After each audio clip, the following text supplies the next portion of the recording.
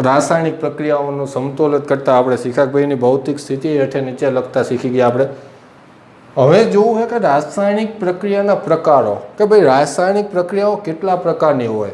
આપણે અત્યાર સુધી સિમ્પલ જોયું કે બે વસ્તુ ભેગી કરતા હતા, ત્રીજી બનતી હતી. પરંતુ દર વખતે એવું જરૂરી નથી કે બે ભેગી કરો તો ત્રીજી બને. અમુક વાર એવું હોય કે એક વસ્તુ આપી હોય એને તમે ઉર્જા આપો એનું વિખંડન થઈને આપણને બે બીજી મળે. તો ટૂંકમાં જે રીતે રાસાયણિકો તમને સમીકરણ થતા હોય એના આધારે એના પ્રકાર પડે છે. જનરલી 3 પ્રકારની રાસાયણિક પ્રક્રિયા હોય છે. એક સંયોગીકરણ,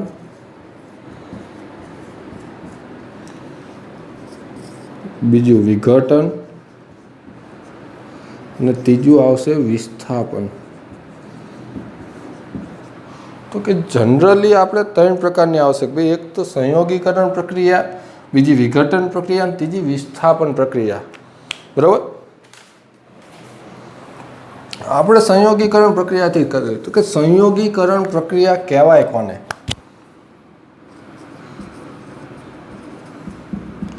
સંયોગીકરણ પ્રક્રિયા. સંયોગીકરણ એટલે આપણને આમ જોઈને જ એવું લાગે કે સંયોગી એટલે કે ભેગું કરવું.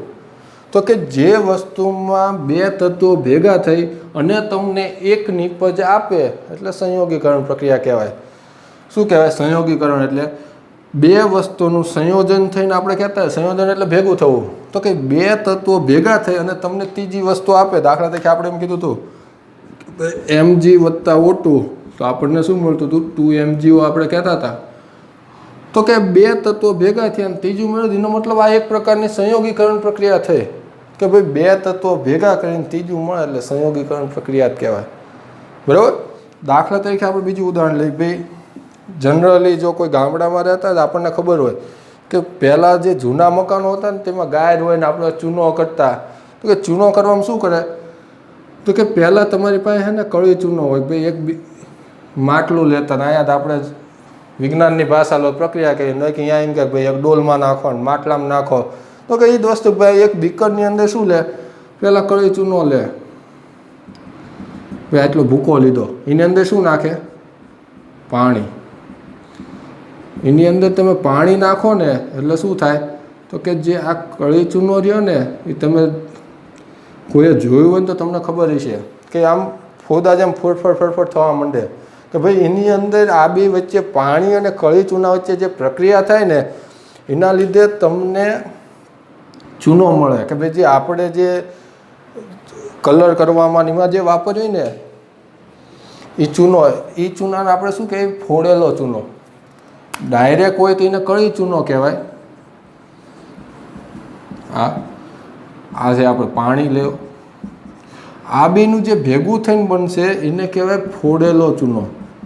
કે ભાઈ પાણીમાં આ ચૂનો ઓગળી જશે અને નવું બનશે ફોડેલો ચૂનો.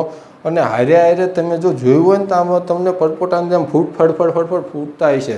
એનો મતલબ કે આની અંદરથી બહુ ઉષ્મા નીકળે. તમે એમાં હાથ નાખો ને તો તમારો હાથ દાજી જાય એટલી ઉષ્મા નીકળતી હોય. તો ટૂંકમાં આ બે વસ્તુનું ભેગું કર્યું તમને શું મળ્યો? ફોડેલો ચૂનો. આ એક પ્રકારની રાસાયણિક પ્રક્રિયા છે. અને બે વસ્તુ ભેગી થઈને તમને ત્રીજી મળી એનો મતલબ કે આ શું થયું?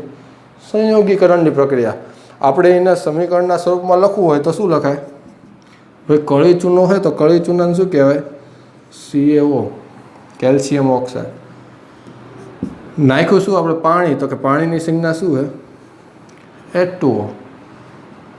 આ બે ભેગું થાય તો કે જે ફોડેલો ચૂનો મળે તો એ ફોડેલા ચૂનાનું શું સૂત્ર છે? CaOH2 અને પ્લસ આપણે શું કીધું? જે ઉષ્મા મળશે એ ઉષ્મા ઉર્જા મળે આપણે ટૂંકમાં. બરાબર. તો કે આ વસ્તુ સંયોગીકરણમાં આ બે વસ્તુ ભેગી થઈને ત્રીજી મળતી હતી. આપણે સમીકરણના સ્વરૂપમાં લખી તો આમ જ લખાય ભાઈ કળી ચૂનો. હેઠે નામ લખાય નામ લખી નાખે ભાઈ કળી ચૂનો વત્તા પાણી. અહીં શું મળ્યું? ફોડેલો ચૂનો. આનું આ લખી નાખ્યું અને હારે શું તમને મળશે? ઉષ્મા. સમજાય છે? બે વસ્તુ ભેગી થઈને ત્રીજી મળી હતી ઉષ્મા. કોઈ તમને પ્રક્રિયાનો નિપજમાં કંઈ તમને એવું તત્વ નથી મળતું એટલે આપણે એને ન ગણતા. આ બે ઉમેરાના ત્રીજું મળ્યું. ક્યાંય તમને આમાં એવું લાગે કે ભાઈ એક જ ઘટક રહી ગયો? સમતુલિત કરવું પડે નો ડાઉટ. ભાઈ તમારે અહીંયા હાઇડ્રોજનના 2 હતા, હાઇડ્રોજનના 2, ઓક્સિજનના 2, આ 1 ને આ 2 થઈ ગયા, કેલ્શિયમ 1, તો એનો મતલબ આ સમતોલિત જ છે. તો કે સમતોલિત સમીકરણ આપેલું હોય પ્લસ કે તમે આની અંદર આ બેનું કરો તો ત્રીજી વસ્તુ તમને નિપજ એક મળતી હતી, તો એને શું કહેવાય? સંયોગીકરણ પ્રક્રિયા. ટૂંકમાં બે તત્વોના ભેગા થવાથી કોઈ નવી નિપજ તરીકે કોઈ એક તત્વ મળે તો એને શું કહેવાય? સંયોગીકરણની પ્રક્રિયા કહેવાય. બરાબર. બીજા ઘણા ઉદાહરણ છે, આપણે દાખલા તરીકે ઉદાહરણ લઈએ. આપણે મેગ્નેશિયમ ઓક્સાઇડનું તો લીધું.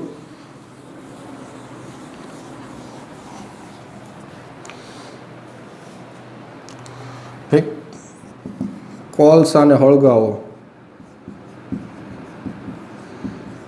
કોલસાનું સળગવું, તમે ટૂંકમાં કહો તો ભાઈ કાર્બન હોય એને તમે ઓક્સિજનની હાજરીમાં સળગાવો, એટલે આપણે કીધું હતું કે ભાઈ ઓક્સિજનની હાજરી હોય ને તો જ સળગે, અને આ બેનું મિશ્રણ થાય તો આપણને શું મળશે? Carbon dioxide.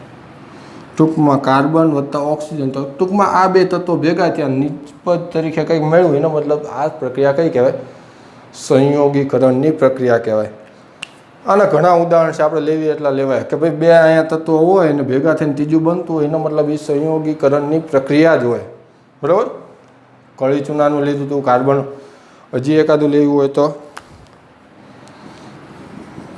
હાઇડ્રોજનને સળગાવો અથવા તો એમ કે ભાઈ H2 વત્તા O2, અહીં શું મળે તમને? H2O. બરાબર. હાઇડ્રોજન વત્તા ઓક્સિજન કરો તો તમને H2O મળતો, તો ઓક્સિજનના અહીં 2 હતા, આપણે સમતુલિત કરી નાખ્યું, 2 છે ને અહીં 1 હતો, અહીં શું મૂકવું પડે? કે 2, અહીં 2 મૂક્યા હતા, 4 થઈ ગયા, અહીં શું મૂકવું પડે? 2H2. બરાબર. ફાવશે? ટૂંકમાં તમે જેટલા લો એમાં બે પ્રક્રિયકો ભેગા થઈને ત્રીજી વસ્તુ કંઈક બનતી હોય એને સંયોગીકરણની પ્રક્રિયા કહેવાય. નામ ઉપરથી યાદ રાખવા કરશો ને તો તમને મજા આવશે. ભાઈ સંયોગીકરણ એટલે ભેગા થતા હોય તો સંયોગીકરણ પ્રક્રિયા કહેવાય. હવે પછી આવશે વિઘટન પ્રક્રિયા.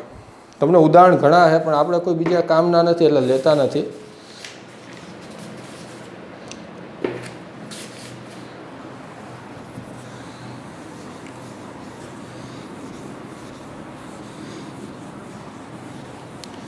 સંયોગીકરણની પ્રક્રિયા બાદ હવે આવશે વિઘટન પ્રક્રિયા.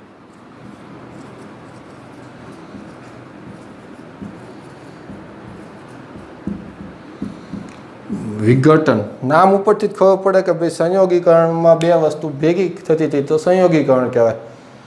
જો કોઈ એક તત્વમાંથી બે તત્વો છૂટા પડતા હોય, વિઘટન એટલે ભાગ પાડવું. કોઈ પણ વસ્તુનું વિઘટન કરો એટલે ભાગ પડ્યા, ભાઈ 2 જણનું વિઘટન થઈ ગયું મતલબ 2 જણા છૂટાછેડા થઈ ગયા. ટૂંકમાં વિઘટન એટલે કે બે વસ્તુ છૂટી પડો, એકમાંથી 2 છૂટા પડે એટલે વિઘટન કહેવાય. 2 માંથી 1 ભેગા થાય તો કહેવાય સંયોગીકરણ. ટૂંકમાં વિઘટનની પ્રક્રિયા એટલે શું? તો કે એક તત્વમાંથી 2 તત્વો છૂટા પડે એટલે એને કહેવાય વિઘટન પ્રક્રિયા. દાખલા તરીકે આપણે ઉદાહરણ લઈએ કે ભાઈ તમે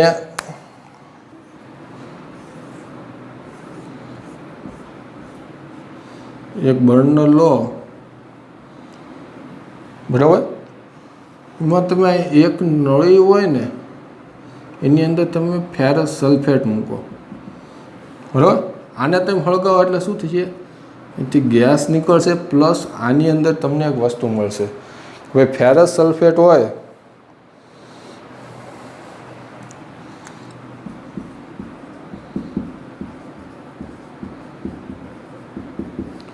તો એમાંથી તમને નિપજ સ્વરૂપે તમને મળશે ફેરિક સલ્ફેટ, ફેરિક ઓક્સાઇડ મળશે, સોરી ફેરિક ઓક્સાઇડ મળશે પ્લસ અહીંયા તમને સલ્ફર ડાયોક્સાઇડ, સલ્ફર ટ્રાયોક્સાઇડ એવા ગેસ મળશે. આ ગેસથી થોડુંક આઘું રહેવું. તમને અખતરા કરવાનું ટેવ હોય કે ના ભાઈ હાલો ને આ કે થાય છે કે નહીં જોઈએ તો ટ્રાય કરજો, એનો વાંધો નહીં, પણ આનો ગેસ નીકળે નથી સહેજ આઘું રહેવું. આપણે જ આઘું રહેવું પણ પાયાવાળાને આગો રાખો. ભાઈ પાયાવાળાને શું કામ મારો? આપણે જી બરાબર. એટલે ખાસ ધ્યાન રાખો, અખતરા કરો ને તો આ ગેસ તો આગો જ રાખો. ટૂંકમાં અહીંયા શું થયું તો કે તમે એક ફેરસ સલ્ફેટ લીધું તો ભાઈ Fe3SO4,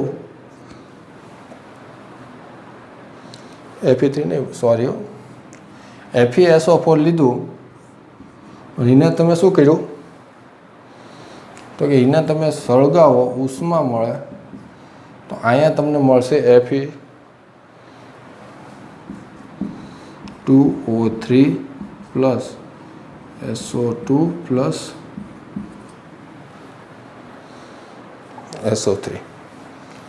ટૂંકમાં રાસાયણિક સમીકરણને સ્વરૂપે લખવી તો કે ફેરસ સલ્ફેટ હતો, એને તમે ઉષ્મા આપી તો તમને શું મળશે? Ferric oxide plus sulphur dioxide plus sulphur trioxide. એનો મતલબ આ એક જ વસ્તુમાંથી તમને 3 વસ્તુ મળે જુદી જુદી. એનો મતલબ આનું શું થયું? વિઘટન. અને અહીંયા તમને તત્વો એક કરતાં વધી સંખ્યા મળ્યા. સમતોલિત કરી નાખી ભાઈ. અહીંયા તો ઓક્સિજનના 4 છે, 3 2 3. ટૂંકમાં આ તો સંખ્યા થાય એવું છે ભાઈ. આનું આપણે સરવાળો કરી 3 ને 3 6 ને 2 8, કે અહીં 4 છે તો એનું થઈ છે. અથવા તો અહીંયા તમે 2 લો. આપણે જો ઝાઝા ઓલાને લેવું હોય ટૂંકમાં આ બધાનો સરવાળો કરીને ઓક્સિજન જેટલો થવો પડે કે ભાઈ 3 ને 3 6 ને 2 8 થયા. અહીં 4 છે તો કે આના 8 કરવા શું મૂકવાનું? આગળ 2. આ 2 મૂક્યા એટલે આના 8 થઈ જાય. Fe 2 થયા, અહીં કેટલા છે? 2. તો એનું થઈ ગયું. સલ્ફર કેટલા થયા? 2. અહીં 1 ને આ 2. ટૂંકમાં આ આખું શું થઈ ગયું? હવે સંતુલિત સમીકરણ થઈ ગયું તમારું. બરાબર. સિમ્પલ વસ્તુ છે કે ભાઈ તમે કોઈ નળીમાં ફેરસ સલ્ફેટ લઈને હળગાવો તો તમને ફેરિક ઓક્સાઇડ પ્લસ તમને અહીંયા ગેસ મળશે. ટૂંકમાં એક વસ્તુનું વિઘટન થઈને તમને બે કરતાં વધુ નિપજ મળે એટલે એને કહેવાય વિઘટનની પ્રક્રિયા. સંયોગીકરણમાં શું હતું? 2 માંથી 1 થતું હતું ને આમાં 1 માંથી 2 થઈ છે. બરાબર. વિઘટનમાં આપણે સૂર્યમાંથી જે ઉર્જા આવે ને એનું કારણ એવું છે કે ભાઈ હાઇડ્રોજનનું હિલિયમનું વિસ્થાપન થાય ને હિલિયમનું વિઘટન થાય. ટૂંકમાં અનેક ઘણી ઉર્જા મળે. આ બધી વસ્તુ કંઈક ને કંઈક કામ વિઘટનથી થતી હોય. કાં તો હાઇડ્રોજન હિલિયમનું મળે તો એનું રીતે થતું હોય. ટૂંકમાં કોઈ પણ વસ્તુ કાં સંયોગીકરણ કાં તો વિઘટન, આ 2 વસ્તુ ખાસ સમજવાની. સંયોગીકરણમાં 2 ભેગી થતી હોય, વિઘટનમાં 1 માંથી 2 છૂટી પડતી હોય. બરાબર. બીજા થોડાક ઉદાહરણ લઈ લઈએ.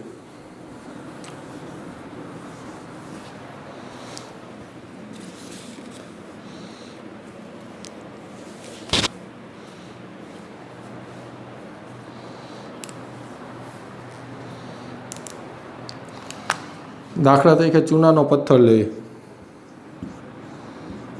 CaCO3 કે ચૂનાનો પથ્થર. આને તમે જો ઉષ્મા આપો તો શું થશે? તમને મળશે કળી ચૂનો. આપણે કીધું હતું ને કળી ચૂનો એટલે કેલ્શિયમ ઓક્સાઇડ, અને કેલ્શિયમ કાર્બોનેટ કહેવાય. પ્લસ તમને મળશે CO2 ગેસ. તમારે લખવું જ લખીએ કે ભાઈ આ સોલિડ આવે, આ સોલિડ આવે, આ ગેસ આવે. એમાં એની ભૌતિક સ્થિતિ લખવાનું. આ નીચે આપી ભૌતિક સ્થિતિ જ હોય. બરાબર.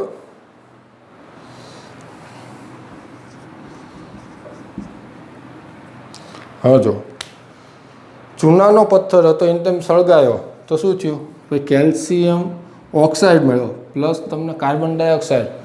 ટૂંકમાં એક તત્વોમાંથી શું થયું? 2 તમને નિપજ મળી. એનો મતલબ આ કઈ થઈ? વિઘટનની પ્રક્રિયા. તમને પૂછાય દેવું પૂછાય કે ભાઈ રાસાયણિક પ્રક્રિયાના પ્રકાર જણાવો તો કે 3 સમજાવવાનું કે 3 નથી એમ કે 1 સમજાવો ગમે તો ગમે 1 સમજાવી દેવાની. 1-2 ઉદાહરણ યાદ રાખવાના, એ લખી નાખવાના. બરાબર. બાકી 3ની વ્યાખ્યા એવું હોય ને તો ખાસ સમજી લેવાનું. કંઈ અઘરી વસ્તુ નથી. પછી સંયોગીકરણ એટલે શું? 2 તત્વોના મિશ્રણ થઈને સંયોજન થઈને ત્રીજું કોઈ નવી એક નિપજ મળતી હોય તો એને સંયોગીકરણ કહેવાય. એક તત્વનું વિઘટન થઈને 2 અલગ અલગ તત્વો મળતા હોય તો એને શું કહેવાય? વિઘટનની પ્રક્રિયા કહેવાય. બરાબર. અહીંયા કેલ્શિયમ કાર્બોનેટ હતું ભાઈ ચૂનાનો પથ્થર, એનું ઉષ્મા આપી શું મળ્યું તમને? કળી ચૂનો. અને અહીં શું મળ્યું તમને? Carbon dioxide. બરાબર. તમને ચોપડીમાં ઘણા ઉદાહરણ આપ્યા, એ તમે એમનામ લેશો. ખાલી સમતુલિત કરતા શીખજો. કોઈ બીજી વસ્તુ આમાં સમજવાની નથી એટલે આ તો આપણે બીજા લેતા નથી. બરાબર. ત્રીજો પ્રકાર છે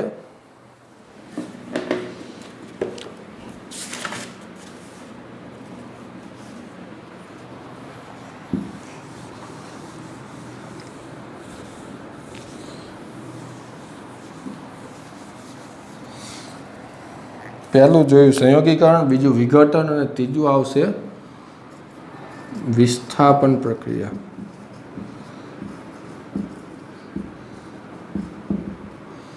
આમાં નામના ઉપરથી શું કહીએ? સંયોગીકરણમાં આપણે સમજતા જ સંયોજન થતું હતું, વિઘટનમાં જુદું પડતું હતું. વિસ્થાપનનું શું થાય? તો કે વિસ્થાપન એટલે કે શું થાય? વિવસ્તા સ્થાપન. સ્થાપનનો મતલબ થાય કે નવી વસ્તુ તમે આના ઉપરથી લઈને બીજા ઉપર તમે એનું સ્થાપન કર્યું. ટૂંકમાં કોઈ વસ્તુ હોય, દાખલા તરીકે આવી કે ખીલી આપી છે, આ ખીલી ઉપર તમે નવું વસ્તુ અહીં મૂકો કે ભાઈ તમે લોખંડ રહ્યા તો અહીં ચોંટી જાવ કાટ, તો કે આ એનું શું થયું? વિસ્થાપન. અથવા તો તમારી પાસે કોઈ દ્રાવણ હતું, એમાંથી કોઈ એક ઘટક કાઢી અને તમે બીજી વસ્તુ ઉપર, દાખલા તરીકે આપણે કેમ કહીએ ભાઈ ચમચી હોય તો એને તમારે ઢોળ ચડાવ્યો, કહેવી કે આપણે કોપરનો ઢોળ ચડાવ્યો. કોઈ પણ વસ્તુ રંગવામાં કેમિકલ પ્રક્રિયા થતી હોય. ટૂંકમાં વિસ્થાપન એટલે શું થાય કે કોઈ એક ઘટક દ્વારા બીજા ઘટકમાંથી અમુક તત્વો દૂર કરીને પોતાના ઉપર વિસ્થાપન કરવું, એને શું કહેવાય? વિસ્થાપન પ્રક્રિયા. આપણે ઉદાહરણ દ્વારા સમજીએ એટલે તમને વધારે અંદાજ આવશે. તો ભાઈ એક બીકર લેવી,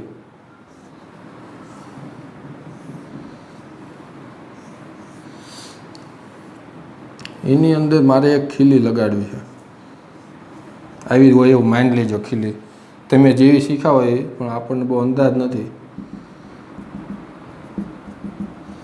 આ બીકરની અંદર એક દ્રાવણ લેવું છે, કહેવાય કોપર સલ્ફેટનું. કોપર સલ્ફેટનું દ્રાવણ લીધું, એની અંદર શું મેં કર્યું? તો કે એક ખીલીને મૂકી. બરાબર. હવે જો કોપર સલ્ફેટના દ્રાવણમાં એક ખીલી તમે મૂકો, આને કસનોળી કહેવી, બરાબર, તમે પૂછતા નહીં સાહેબ આ શું આને દોરી કહેવાય, તમે જે કરવું હોય, બરાબર.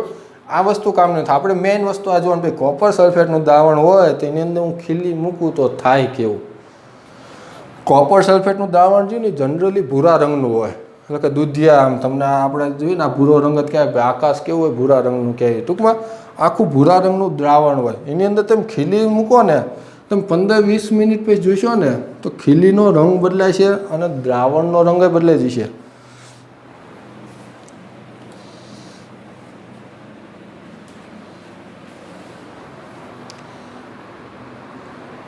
બરાબર. તો કે જે ખીલી રહી ને એ ખીલી તમને હવે લાલ રંગની અથવા તો કથ્થાઈ રંગની મળશે. ખીલીનો રંગ કેવો થઈ જશે? કથ્થાઈ. અને દ્રાવણ કેવું થશે? તો કે ભૂરું હતું ને એને બદલે કેવું થશે? આછું ભૂરું થશે. તો એનું કારણ શું? તો કે આની અંદર જે કોપર સલ્ફેટનું દ્રાવણ હતું એમાંથી સલ્ફરને શું કર્યું? તો કે ખીલી ઉપર વિસ્થાપન થયું. આ પ્રક્રિયામાં થાય શું? તો કે જો ખીલીને તમે આની અંદર મૂકો તો શું થશે? ખીલી ઉપર સલ્ફરનું વિસ્થાપન થાય, એટલે તમને કોપર સલ્ફેટના દ્રાવણમાંથી એનું વિસ્થાપન થયું અને ખીલી ઉપર આવ્યું તો ખીલીનો રંગ બદલાણો અને આમાંથી આનો ઘટાડો થયો તો એ કેવું થયું? દ્રાવણ આછું થઈ ગયું. તો કે આને આપણે સમીકરણના સ્વરૂપમાં લખવું શું થાય? તો કે ખીલી ક્યાં શેની હોય? લોખંડની. તો કે લોખંડની સંજ્ઞા આયરન પ્લસ શેનું દ્રાવણ હતું? Copper sulphate. તો કે સલ્ફેટનું વિસ્થાપન તમે આના ઉપર કરો હો તો કે આયરન આયરન શું થશે?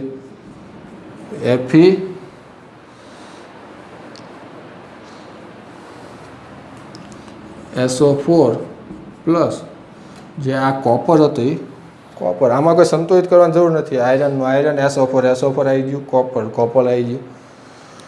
ટૂંકમાં જે SO4 કે જે સલ્ફેટ હતું, કોપર આયરે હતું, એનું વિસ્થાપન થઈને શેના આયરે આવી ગયું? લોખંડ આયરે. મતલબ આમાંથી સલ્ફેટ ઓછું થયું. બધું તો ન જ આવી ગયું કારણ કે દ્રાવણ જાજુ છે. જેટલું થોડા પ્રમાણમાં આની ઉપર થયું એનો મતલબ કે જે આખો ભૂરો રંગ હતો એ કેવો થઈ ગયો? આછો. બધો જતો તો ખાલી કોપરનો જેવો રંગ હોય એવો જ રહે. બરાબર. તો કે કોપર સલ્ફેટના દ્રાવણમાં ખીલી કરો તો એ ખીલી ઉપર જે સલ્ફેટ તો આવી જાય, એના લીધે એનો રંગ કથ્થાઈ રંગ થયો, આનો ભૂરો થયો. આ બધું યાદ ન રાખવો જરૂરી નથી, પણ જો તમને એમ કે વિસ્થાપન પ્રક્રિયા ઉદાહરણ સહિત સમજાવો તો આપણે આ રીતે સમજાવવી પડે કે ભાઈ કોપર સલ્ફેટનું દ્રાવણ એક બીકરમાં લો, એની અંદર એક દોરી વડે બાંધીને ખીલી લટકાવો, 20 મિનિટ સુધી તેને પડ્યું રહેવા દેવાથી આ આપણને જે રીતે સમજાય ને એ જ વસ્તુ લખવાની. એવું જરૂરી નથી કે ભાઈ ચોપડીમાં આનો આ જ શબ્દ કીધો, અહીંયા તમને એમ કીધું કે ભાઈ આછો ભૂરો તો આછો ભૂરો, તો કે તમે એમ કહી શકો કે ભાઈ મને એવું લાગે કે ભાઈ થોડોક ભૂરો રંગ ઓછો થયો. તમારે એમ લખો કે ભાઈ મેં ખીલી મૂકી તો ખીલી મૂકવાની જ લખવાનું. એવું જરૂરી નથી કે ભાઈ ખીલીને ટીંગાડવામાં આવે, જરૂરી નથી. તમને સમજાય ટૂંકમાં શિક્ષકોને કે જે પેપર તપાસવાવાળાને તમારો જે આઈડિયા છે કે ભાઈ જે વસ્તુ તમારે એમને જોતી હોય તેમ કહો એટલે હાલે. તમે ભાષા તમારી વાપરો તોય ભલે, પણ વ્યવસ્થિત ભાષા વાપરવી, બરાબર? એટલે ખાસ સમજવામાં ધ્યાન રાખવાનું. લખવામાં કદાચ એકાદ શબ્દ આડોળો થાય ને તો હાલે, પણ સમજણમાં ભૂલ ન પડે. કે ભાઈ કોપર સલ્ફેટના દ્રાવણમાં તમે ખીલીને મૂકો તો કે જે આયરનની ખીલી, લોખંડની જે ખીલી હતી એની ઉપર સલ્ફેટનું વિસ્થાપન થાય એટલે FeSO4 મળશે અને અલગથી કોપર મળશે. એટલે કે આયરન સલ્ફેટ પ્લસ કોપર મળશે. સમજાય છે? બરાબર? ટૂંકમાં આપણે ત્રણેય પ્રક્રિયાઓ જોઈ: સંયોગીકરણ, વિઘટન અને વિસ્થાપનની પ્રક્રિયા. બરાબર? આગળનું આપણે પછી જોઈશું.